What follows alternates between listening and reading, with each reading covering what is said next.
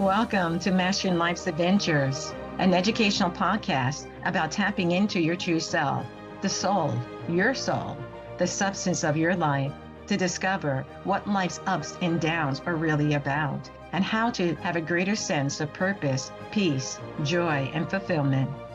I am Dr. Judith Holder, your host, coach, psychologist, fellow seeker who enjoys diving into the connections between spirituality, psychology, wellness, and your everyday life's adventures. All preparing and polishing you like the facets of a magnificent diamond to be your best self. If you're craving more from your life, you are in the right place.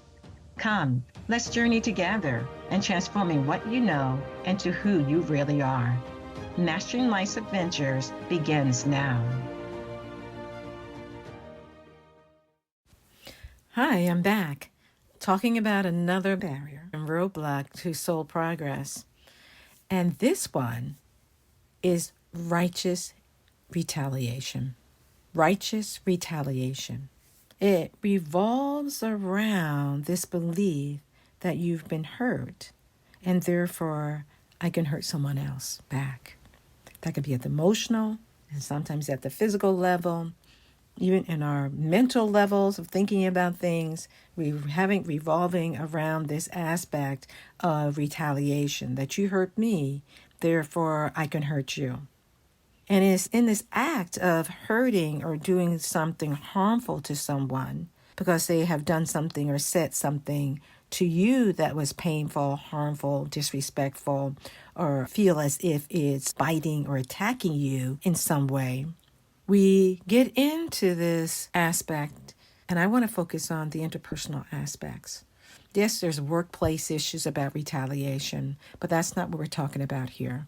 We're talking about the conversations and the interactions we have with other people that set us off in some ways, that make us feel annoyed and frustrated and as if we want to retaliate. It can even happen with acquaintances or strangers that happen to us, that they've done something or said something to us when we're at the gas station. They made a comment that we felt that was inappropriate to us, or when we were at a store buying something and the person made a snide comment back to you because they were having a negative day, but it affected you and your thinking and your reactions, thinking that there was some degree of injustice or something said to you that was not accurate or right. So when you think about retaliation, it is similar to revenge, retribution, maybe even vengefulness, that you want to get back at that person because of what happened or how they made you feel that wasn't right. So the roadblock and barrier is in our thoughts and feelings. We go back to my episode that I was talking about turbulent thinking, and I talk about that in recent past episodes, can be accelerated through what I call this quality of righteous retaliation. That there's some degree of indignation. We think we have the righteousness or the right to do or say something to another person that may be negative, harmful, disrespectful back to them as well. So when we're thinking about further this righteous aspect in our thinking and feeling justified to say what we need to say, and to maybe even return a verbal attack because of our outrage, we blame the other person for how we feel. We blame them for saying, well, they made me do it, as the saying goes. And it's not necessarily true that they made you do anything. You took on that energy, and now you're churning in your mind and in your feelings that you want to do something, that this wasn't right. And so they disrespected you, quote unquote. And so they made you feel like you need to do something. And what I'm saying, that's not necessarily true. When we're talking about soul evolution, when we're talking about walking a path, a spiritual path, whatever that path may be for you, but you're walking a spiritual path. And in that walking of the spiritual path, you have to be aware of the fact that these strong types of emotions of retaliation, it actually is not from the soul perspective, it is actually from the ego perspective, which I'll talk about in a minute. But I want to continue on this line of talking about righteous retaliation and how we sometimes misuse the righteousness and justify it we justify it, it makes us normalize that it's okay for us to do. I want to put before you, and you're thinking about this, in your soul evolution and progress, that is a misuse of righteousness from a soul divine perspective. But before we get into that, let's talk about the 3 paths that I've been thinking about that happens with this retaliation aspect. And there are probably more than 3 paths, but they're the immediate ones that I've given thought to. In this righteous retaliation, there is analogous to what is happening. I would maybe say it's like a pot on a stove. And when you have this pot on the stove, it is slowly simmering. And this is the first path or quality that I want to talk about, this slow simmer. And so when it's the pot is on maybe a low temperature, but they're simmering. And in the simmering, you see these little bubbles. They're coming up and starting to form. And the liquid in the pot is starting to kind of move back and forth, more in a gentle way, back and forth. So you know that it's simmering. And this can be analogous to when we're feeling flustered or disturbed by what a person has said to us, done towards us or around us. It may be kind of more on a subtle level. It can be more of a kind of overt, little slight or insult that has taken place with us. But it evokes from us this slow simmer of being flustered or being disturbed. Then the next path to this righteous retaliation is what I call rocky emotions.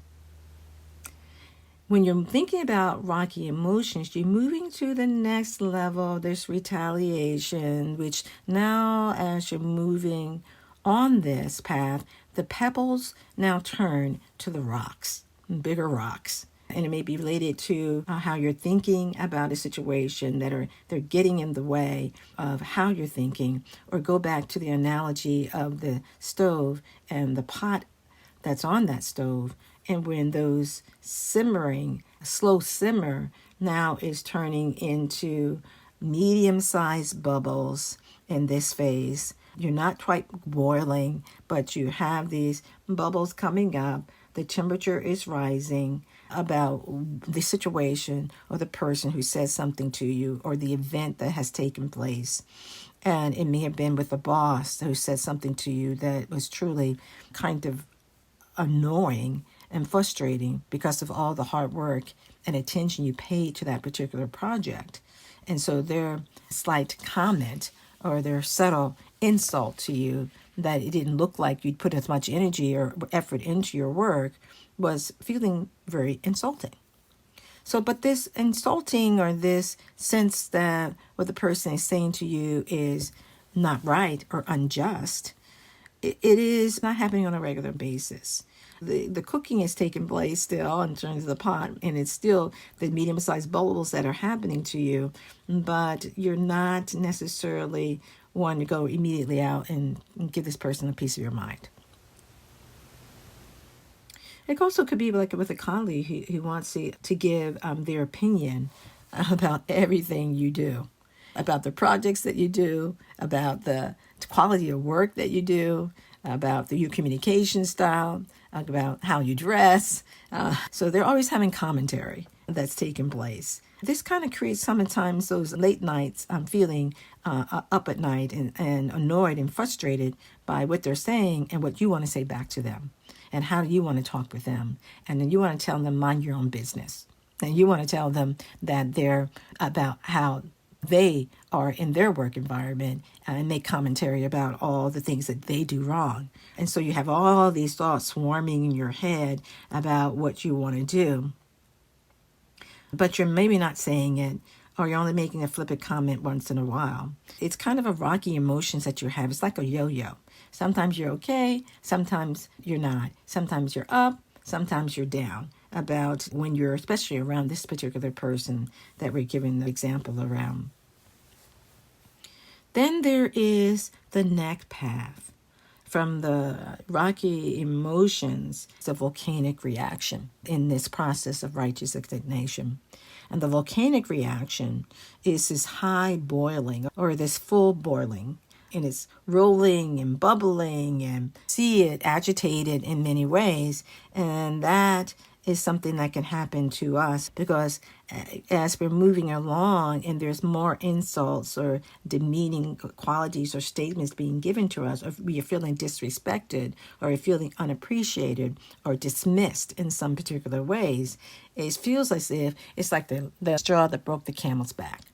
And so we're now very much into our feeling unjustly treated and annoyed and frustrated about what's happening because they're not appreciating the knowledge that you're bringing to your work, or they're not appreciating your communication style, even at home when you're trying to be really conscious and intentional about what you're saying and honoring the other person, but the other person is not honoring you. It might be in the behaviors that you're trying to be more intentional about, but people misinterpreting or misunderstanding those behaviors, and they're seeing it more in a negative light, and you're trying to be positive in your interactions. All of this is a whirlwind. Regardless of the three paths that we just finished talking about the slow simmer or the rocky emotions or the volcanic reactions that may take place, they may be hitting on an underlying issue or under the surface, or better yet, beneath the surface. And it may be a fear that we have that is subconscious, maybe unconscious, unknown to us fully, but it does hit that core issue, that deeper issue that may be related to not feeling good enough, not being good enough. And so on the surface, you show this sense of righteous retaliation.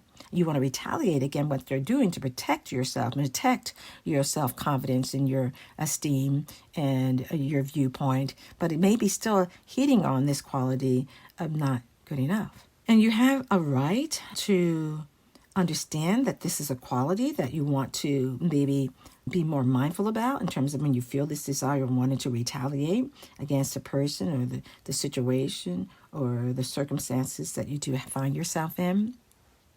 But you want to be really mindful that retaliation is actually not a quality of the soul. It's a quality of the ego persona, which I've talked about on many occasions, and we'll probably talk about in many other occasions, because our ego persona plays a role in why we have these emotions or these feelings of what people have done to us that may or may not be true. It wasn't their intent to harm us in any way. It wasn't their intent to make us feel annoyed or frustrated or out of sorts in any way. They were just being them, and they just didn't realize how being them affected you and who you are and what you need, because it hasn't been communicated. And sometimes that's the thing that has to be looked at is, how do I need to communicate what I need to say? And sometimes we don't know how. And that's valid. We may not know how. But let's kind of put that to the side for you to think about. Do I know how to do these types of things? Let's move forward with the path of the soul, because those other three paths are not the path of the soul. And what the soul wants you to be able to do, which is the substance of your life, your soul, is to act, not to react. To the point that your emotions are out of control, your thoughts are going haywire. And using the cooking analogy that I use, it is this, you're boiling of the boiling, point of being annoyed and feeling as if you have a right to do that. You have a right or righteous retaliation to retaliate in some way. Again, as I said earlier, you hurt me, so I will hurt you. It is not to suppress how you're feeling, but it's more of taking stock of, why am I feeling this way? Why is this making me feel disturbed? My thinking begins to race. I still experience anxiety or anger or shame about how I'm feeling about what's been said to me. And this may be in small dosages or medium size or large doses that this is happening in your world. But whatever dosage that is happening, it is up to each person to check in with their soul and more move into, how do I utilize this to know myself better and begin to work on yourself and also communicate, as I mentioned, about how you're feeling and be aware of what type of person or what types of circumstances or what types of events that trigger you, believing you have a right to retaliate, to fling negativity through your words or your behaviors back at the other person or situation. As you walk a spiritual path, you be aware of the fact of, I'm accountable for my actions. I am accountable for my thoughts. I am accountable for my feelings. And so instead of doing something immediate, even to the point of not allowing the simmering to take place within you, you want to breathe and use that simmering when it first is coming up in you as an awareness building. Awareness that, something's not right here because I'm feeling this agitation taking place in me. And before it gets to the volcanic level of that boiling point, I want to handle this when it's just simmering. So I want to breathe and breathe out, observe, and ask your inner self, your soul self, what is happening that this person is triggering me? Why is this person triggering me? And the soul may even want you to ask even more, what might this situation try to be teaching me? What is the learning opportunity in this situation? Because when we're walking a spiritual path, we've become more attuned to things that come into our world or even coming in to test us, to help us, to guide us, or to help us to be clearly aware that this is a pattern. This happens with this type of person. This happens with this type of situation. Aha. Okay, I see the pattern. And this is usually my type of reaction. This righteous retaliation, or this anger, or other barriers that are created to our soul progress. But you can go back and listen to the other barriers that I've talked about. And then once you're able to do that and ask that question, when you're walking a spiritual path, about what's the opportunity here, and see things through the opportunity lens, then we begin to know there's something that I need to master.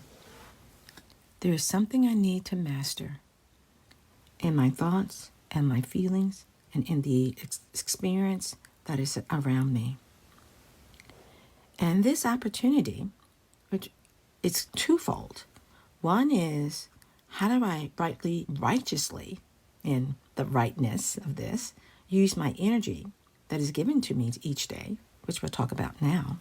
But the other path, or the other twofold, that I want to talk about, and I'm going to talk about this in another episode, is really tackling this issue around not good enough and what that means. And I'm going to be talking about that in the next episode on defiant dishonesty. Yes, defiant dishonesty as a roadblock to the soul's progress. So when we're considering righteously using your energy, it really prompts you into saying to yourself, if I feel this in me, and it's simmering, and it's triggering, and this is the person, it may be my spouse, or it may be my colleague, or it may be my boss, or it may be an acquaintance, why don't we pray? Take an inner moment to pray and say, God, the mighty I am presence, your soul source, your higher sense, or the God sense of who you are, assist me, help me to understand this. Because the ego always is about me, and I need to do something.